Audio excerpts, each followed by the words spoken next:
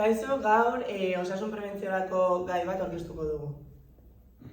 Hasteko, sarrera aipatuko dugu, gero gomendioak azalduko ditugu, ondoren elikadura osasuntsua, kopuruaren murrizketa eta gorputzaren babesa azalduko dugu, eta bukatzeko gure ondorioa aipatuko dugu eta erreferentziak ipiniko ditugu. Gu June eta Maialen gara, ikastetxe honen birakasle, eta gure haurrak hamaiketak orduan egunero zer hartzen duten begiratzen dugu. Horregaitik, guraso guztiekin eta irakasle guztiekin hitz egin nahi dugu, dena kontzienteak izateko.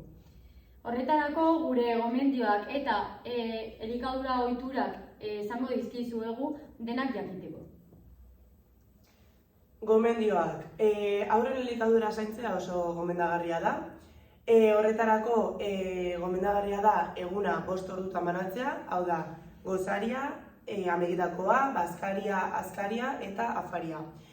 Gozaria oso funtsezkoa da umeek eguna energiarekin has dadila, eta horretarako egunero 2 edo 3 fruta jan behar dute eta astero behin edo 2 aldiz barazkia jatea gomendagarria da.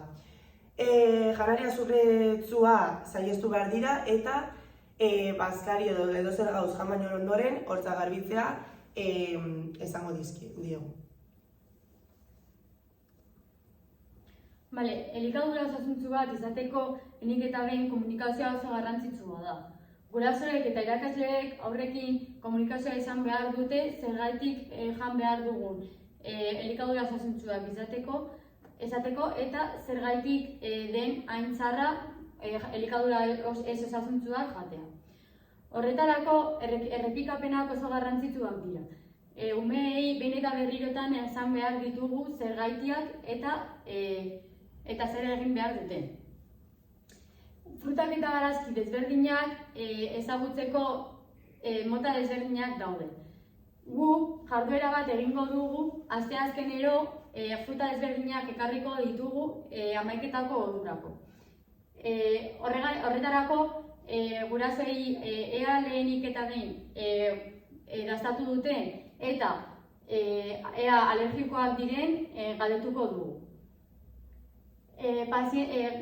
Gurasoek eta irakasleak ere paziente izan behar gara.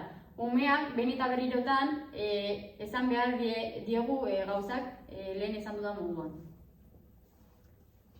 Kopuruaren murrizketa. Alternatibak eta gomendioak emango dizkiegu azukre kopurua murrizteko. Horretarako komenigarria da fruta, jogur naturalak eta etzan egindako postreak aurkeztea. Osasungarriagoak baitira. Merkatuaren eragina ere kontuan hartu behar da, nola fruta plater berdinean hainbat eratan banatuta egotea. Horretarako jarduera bat landuko dugu, hau da, haurrari aurkeztuko diogu fruta edo jogur natural bat, eta hori dastatu ondoren beraiek izango digute ea gustatu zaien ala ez. Era divertigarriagoan eta errezagoan kontuan hartzeko fruta ere oso osasuntsua dela. Gorputza babesteko gurasoek eta irakasleak beraien eredua gara. Orduan guk beraien aurrean gaudenean elikadura osasuntsuak jan behar ditugu ere. Berak ikusten dutena ikasten dute. Gero, elikadura osasuntsuak eta mugimenduan egoteko bultzatuko diegu. Hau da, parkean egoteko momentuan ez egotea banku batean eserita eta korrika egiten egotea beraien lagunekin jolasten. Gero, fruta, barazkiak eta ura egunero hartu behar dutela esango diegu. Eta ordea, litzarkeriak bakarrik astean behin hartu behar dutela esango diegu. Honekin haurrak osasuntsu hastea nahi dugu. Eta jarduera bat egingo dugu. Ostiralero jarriko diegu elikadura osasuntsu bat eta elikadura ez osasuntsu bat ea zer hartzen duten. Elikadura osasuntsua hartzen badute esango diegu oso ondo aukeratu dutela.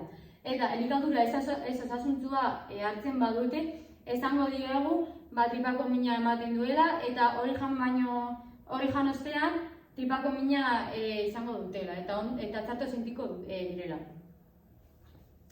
Atera dugun ondorioa, hau da, elikadura osasuntsua oso garrantzitsua da, haurrak hasten direlako, eta txikitatik ohitura onak eukitzea edo jakitea beharrezkoa da, horretarako familiak eta irakasleak elkar lan egin behar dugu, eta gure helburua da, aurre jakitea zerekin den ona edo ona jatea edo egunerokoan aukera osasungarriak aurkitzen ikastea. Eta hau da erreferentzia hartu dugun lekuetatik. Bidean esteka. El ondorio ha salido como el culo o peor.